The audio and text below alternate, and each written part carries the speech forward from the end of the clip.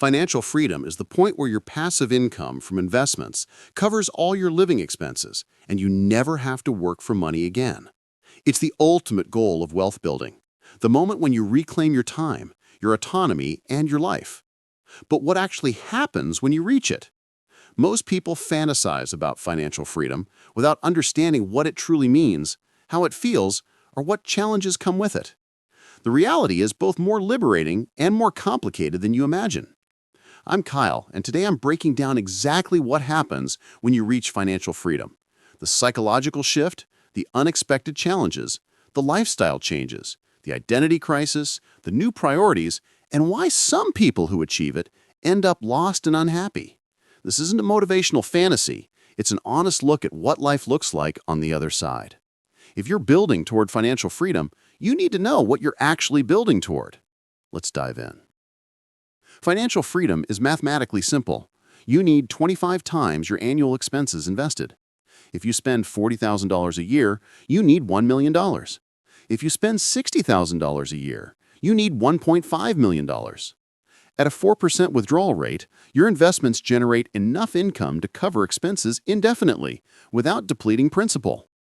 But reaching this number is only the beginning. The moment you cross the threshold, when your portfolio hits that magic number, something profound happens psychologically. For years, maybe decades, you've been grinding, saving aggressively, investing relentlessly, sacrificing lifestyle, ignoring peers, delaying gratification. Your entire identity has been built around discipline, optimization, and the pursuit of this goal. And then one day, you wake up and realize you've made it. You don't have to work anymore. Ever. This realization hits differently than you expect. It's not pure euphoria. It's disorienting, surreal, and sometimes terrifying. Because now you have to answer a question you've been avoiding for years. What do you actually want to do with your life? The first thing that happens is the end of financial anxiety. For the first time in your adult life, money stress disappears completely. You're not worried about layoffs, recessions, emergencies, or unexpected expenses. Your portfolio generates enough income to cover everything, and even market crashes don't threaten your lifestyle because you've built margin. You check your bank account and realize you don't need to worry about the balance. You make decisions, where to live, what to do, who to spend time with, without financial constraints. This is profoundly liberating. Most people live their entire lives making choices based on money. Where they live is determined by their job. What they do is determined by their salary. Who they marry is influenced by financial stability. But financial freedom removes that filter. You can live anywhere, do anything, be with anyone, purely based on preference. The weight of financial obligation lifts, and for the first time, you're truly free. The second thing that happens is the identity crisis. For years, your identity has been tied to your job, your career, your hustle, your grind. You were the person who saved 40%, who lived frugally, who sacrificed for the future. Your purpose was clear. Build wealth, reach financial freedom, escape the rat race. But once you achieve it, that purpose evaporates. You're no longer striving. You've arrived. And now what? Many people who reach financial freedom experience a profound loss of identity. They realize they don't know who they are outside of work and wealth building. They've spent decades optimizing for a goal, and now that the goal is reached, they feel empty. This is especially true for high achievers who define themselves by productivity, achievement, and status. Without a job title, without a paycheck, without a grind to optimize, they feel purposeless. Some people return to work not because they need money, but because they need structure, identity, and meaning. Financial freedom doesn't automatically provide fulfillment. It just removes financial constraints. The third thing that happens is the lifestyle shift. Most people assume financial freedom means luxury, yachts, mansions, exotic travel, expensive consumption. But the reality is different. People who reach financial freedom through discipline and frugality don't suddenly inflate their lifestyle. They've spent years living modestly, and that becomes ingrained. They don't want a mansion. They're comfortable in a small house. They don't want a luxury car. They're happy with a reliable used vehicle. They don't want to dine out every night. They enjoy cooking at home. What changes isn't consumption, it's time allocation. Financially free people spend time on things they actually value: relationships, hobbies, learning, health, travel, creative projects, volunteering. They wake up without alarms. They say no to things they don't want to do. They spend hours reading, hiking, or pursuing passions. The lifestyle shift isn't about spending more, it's about living more intentionally. They've traded consumption for freedom, and that trade feels priceless. The fourth thing that happens is the relationship test. Financial freedom reveals which relationships are genuine and which were transactional. When you're working, relationships are often built around work, networking, career advancement, or shared financial stress. But when you're financially free and no longer working, those dynamics change. Some friendships fade because they were built on convenience, not connection. Some family members become envious or resentful of your freedom. Some people distance themselves because your lifestyle makes them uncomfortable. It highlights their lack of discipline. Conversely, some relationships deepen. Your partner, your close friends, your family, the people who truly care about you become more central because you have time and energy to invest in them. Financial freedom filters relationships. The transactional ones disappear. The genuine ones flourish. This can be lonely initially, but ultimately, it's clarifying. You realize who actually matters. The fifth thing that happens is the boredom challenge. This surprises most people. After years of grinding, they assume freedom will be endlessly fulfilling. But without structure, purpose, or obligations, many financially free people get bored. They wake up and realize they have nothing they have to do. Every day is open. And paradoxically, this unlimited freedom can feel suffocating. Without constraints, decisions become harder. What do I do today? What's worth my time? What gives me meaning? Some people fill the void with travel, but travel loses its novelty after months. Some pursue hobbies, but hobbies without purpose feel empty. The people who thrive after financial freedom are those who build new structure and purpose intentionally. They start businesses not for money, but for challenge. They volunteer, they mentor, they create. They pursue mastery in something meaningful. Financial freedom gives you time, but you have to decide what to fill it with, and that's harder than most people expect. The sixth thing that happens is the guilt and privilege awareness.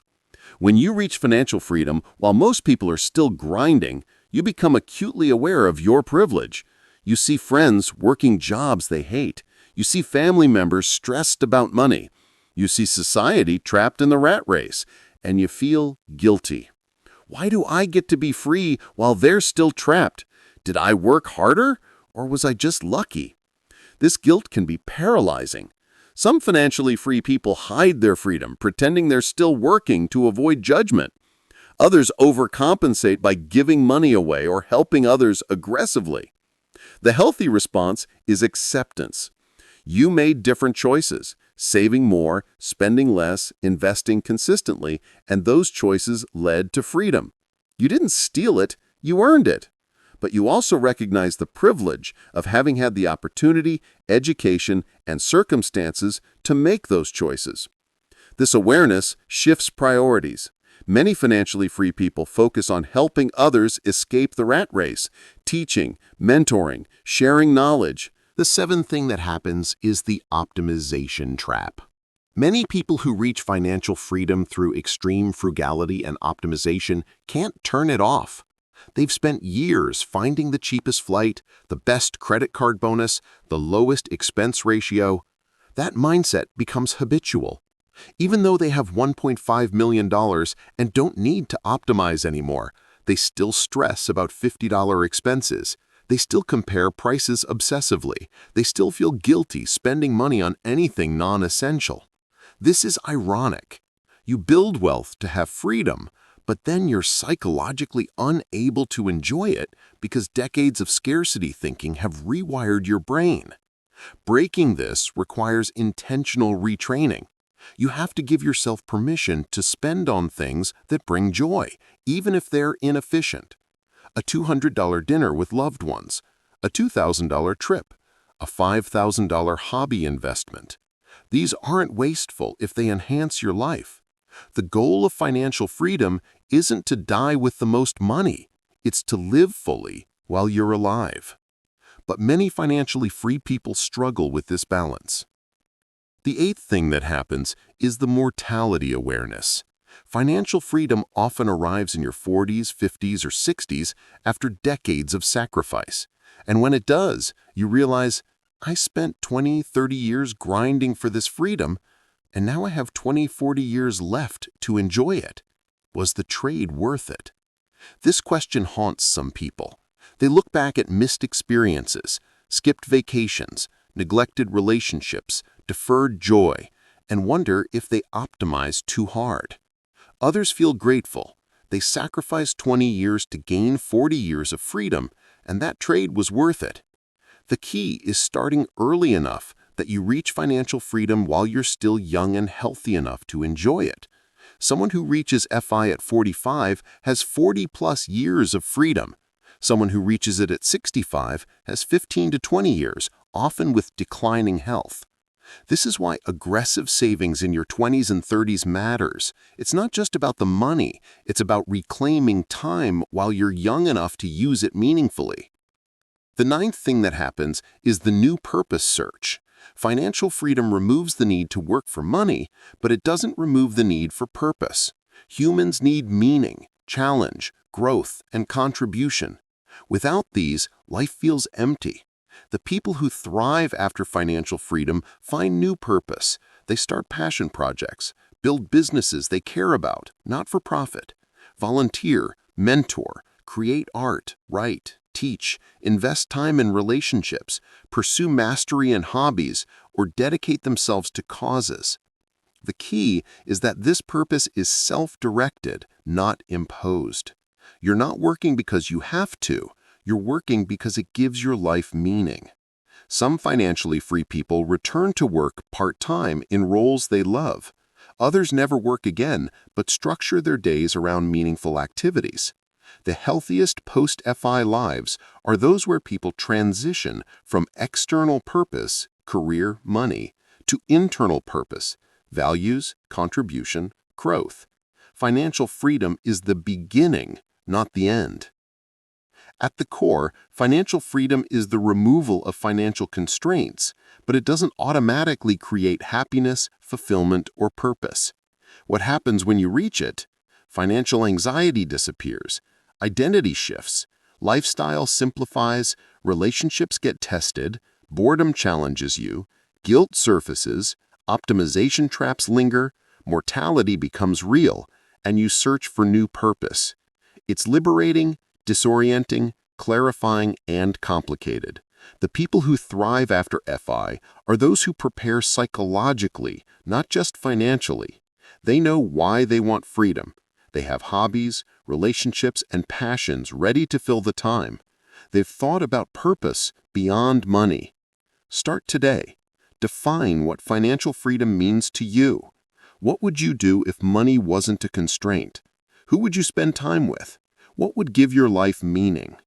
Build toward that vision, not just the number. Tell me in the comments, what would you do if you reached financial freedom tomorrow? The goal isn't just wealth, it's a life worth living. Let's build that together.